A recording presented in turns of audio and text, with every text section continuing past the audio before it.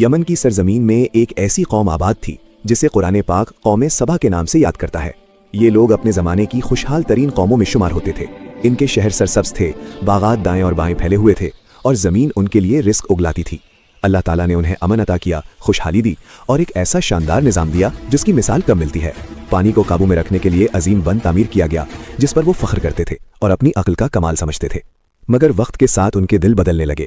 شکر کی جگہ غرور نے لے لی اور نعمتوں کو اللہ کی عطا ماننے کے بجائے اپنی طاقت اور منصوبہ بندی کا نتیجہ سمجھا جانے لگا۔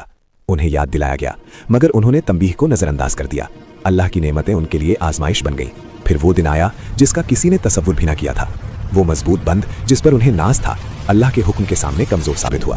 اچانک سیلاب آیا اور پانی نے سب کچھ بہا دیا۔ باغات اجڑ گئے، کھیت برباد ہو گئے اور خوشحالی کی جگہ ویرانی نے لے لی۔ وہ قوم جو مثال نعمت تھی تاریخ میں مثال عبرت بن گئی۔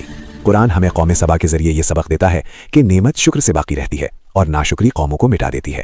سوچنے کی بات یہ ہے، کیا ہم نعمت کو پہچانتے ہیں یا ہم بھی طاقت اور آسائش پر فخر کر کے اصل دینے والے کو بھول چکے ہیں؟